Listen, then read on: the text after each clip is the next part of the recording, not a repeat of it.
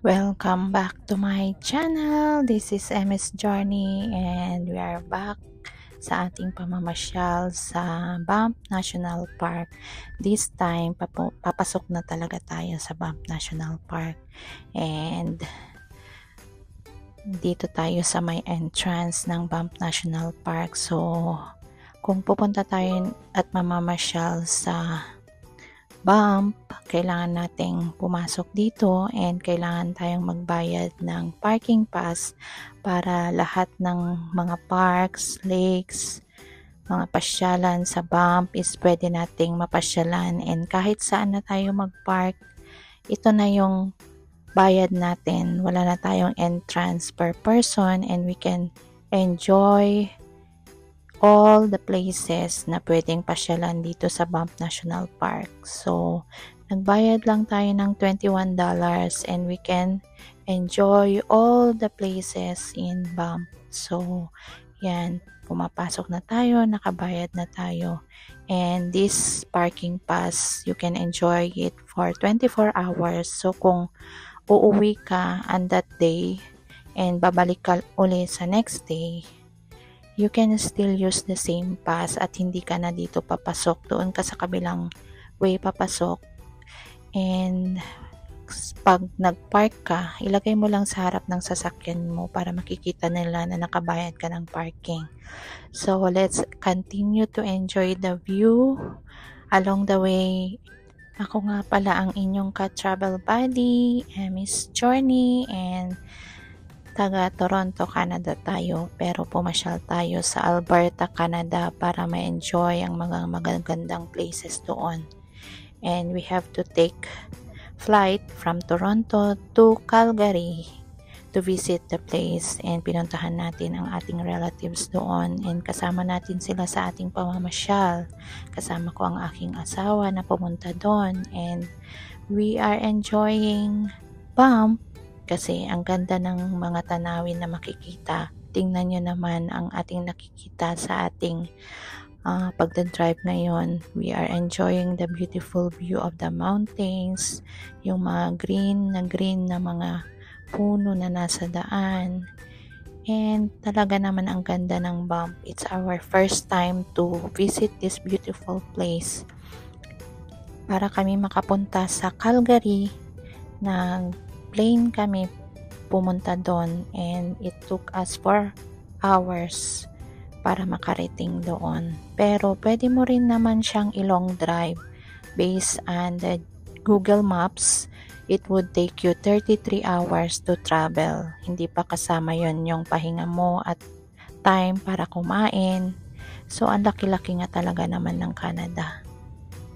Let's continue to enjoy the view, and ang una nating pupuntahan ay ang Johnston Canyon. It is 1.5 hour drive from Calgary. And nandito na nga tayo ngayon. Kasama ko ang aking mga relatives, auntie, uncle, ang aking cousin, and kasama ko ang aking asawa. Let's explore this beautiful place, Johnston Canyon. It is the most popular hiking trail in Banff National Park.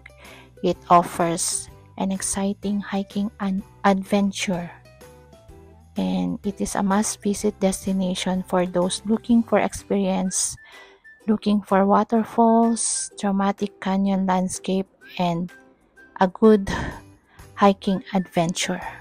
So we just look for a parking available, and yan na, tuloy-tuloy na, wala na tayong entrance dito, wala nang admission, yung parking lang ang ating binayaran dito para makapunta, and yung lakas ng ating katawan para makapag-hike tayo. So, yan, enjoy the view, take pictures, and kailangan tayong makuha ng magagandang view dito kasi ito daw yung pinakamagandang trail or hiking place dito sa Banff National Park. Meron dalawang falls na pupuntahan tayo ngayon, ang Upper Falls and ang Lower Falls. Sabi nila ang Upper Falls, it would take you 1.5 mile, and ang Lower Falls is 0.5 mile. So usually it would take 1 hour to go to the lower falls round trip, and to the upper falls would take you 2 hours round trip. Ang ibig sabihin niyan, it would take us 3 hours sa ating hike na yon. So, hindi pa yan kasama ang mga stopover natin, ang pag-picture-picture. So, mapapasabak talaga ang ating mga paa ngayon. Let's see kung kakayanan natin. So, unahin nating maglakad papunta ng lower falls. And sabi nila sa aking Google, sabi it would take 1.5 kilometer one way.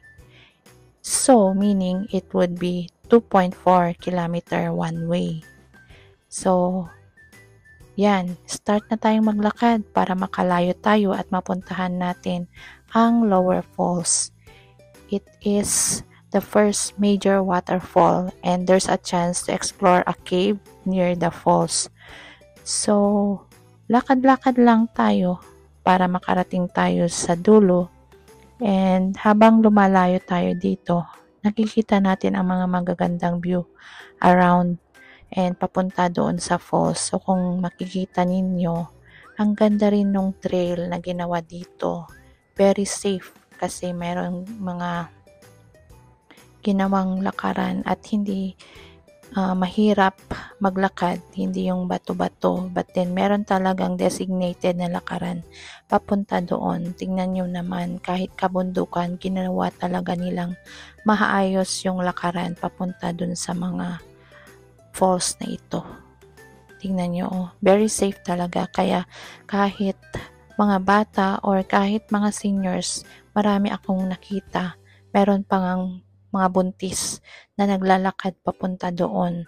Kasi tingnan nyo naman, ang safe ng ginawa nila na lakaran papunta doon. And habang lumalayo at pumupunta tayo doon sa lower falls, gumaganda yung view na makikita natin. Kaya hindi namin maiwasan na magkuha ng mga pictures. Actually, ang dami kong nakuhang pictures dito. So, makikita nyo rin ang mga pictures na nandito. So, lahat yung mga view ng mga puno, view ng mga bundok, ng mga falls, maliliit na falls, papunta dun sa lower falls. Ang ganda talaga ng view. Kaya hindi namin maiwasan mag-enjoy, kumuha ng magagandang memories, pictures dito.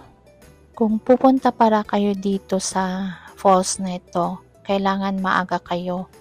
Umaga talaga pumunta kasi ang bilis mapuno ng parking. Although napakalawak ng parking, mabilis yun mapuno. So kung late ka na pumunta, ang hirap ng makakuha ng spot. And also, kailangan kang mag-wear ng proper footwear. Kailangan naka-rubber shoes ka. Huwag kang pumunta doon naka-chinelas or sandal or may heels kasi ang layo ng lakad natin. So, kailangang naka-proper walking footwear tayo. Running shoes para ma-relax or comfortable tayong maglakad doon.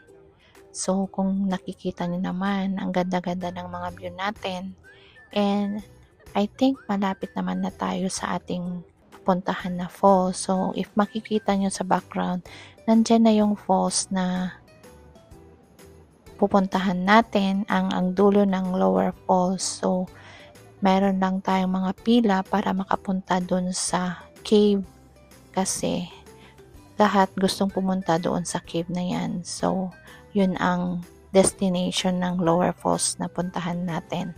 Kitang-kita naman na nag-e-enjoy tayo. So, let's continue the hike kahit pagod na. Pero, dahil maganda ang view, ang sarap mag-picture. Kung mapapansin nyo, naka-jacket kami dyan kasi malamig konti ang panahon nung pumunta kami. August nung pumunta kami kaya malamig konti. Pero usually, okay lang naman. Mas maganda na malamig ang panahon kaysa mainit. Lalo kung malayo ang lakad natin. So, yan. We are waiting for our turn na pumasok doon sa cave kasi ang haba ng pila. Kailangan tayong pumila doon sa line para makapasok doon sa cave na kung saan malapitan mo yung falls. So, let's enjoy the view. Ang sarap talagang mamasyal sa Alberta. And this place, Johnston Canyon, is a must and recommended place to hike and enjoy beautiful places. Yan, para kaming susunod na dyan, pero may mga nauna pa sa amin. Tingnan nyo naman ang mga nakalinya sa cave. But we're still enjoying the view kahit mahaba ang pila, kaya bago tayo pumasok, picture muna. Kung nagtatanong kayo kung free parking ang Johnston Canyon, yes, free parking na, pero 'di ba nung nauna pumasok tayo, nagbayad tayo ng parking pass, and yung parking pass na yan is kasama na lahat ng pasyalan sa Banff National Park. Yan, finally nasa bungad na tayo ng entrance ng cave. Tayo na ata ang susunod.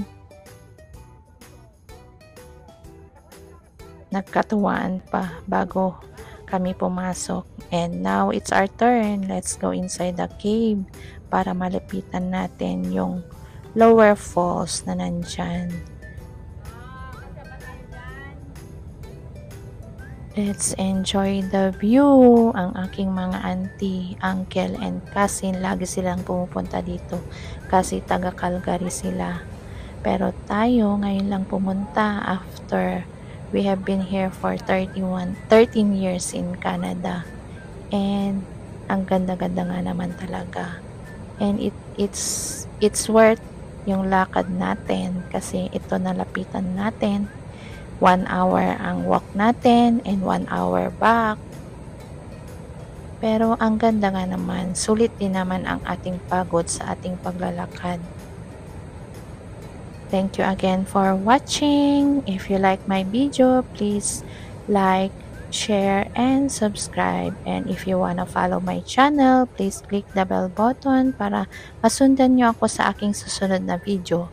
Next time is puntahan natin ang Upper Falls naman, and dito pa rin sa Johnston Canyon, dito sa Banff National Park in Alberta, Canada. Thank you, and gala-gala ulit, lakwatsa ulit tayo sa susunod. Thank you again. God bless everyone. Keep safe and let's continue to explore, continue to enjoy places in Canada and in the whole world. Pasyal-pasyal kung may time, habang kaya pa ng katawan natin, mamasyal and enjoy the beautiful places. God bless to all. Thank you again.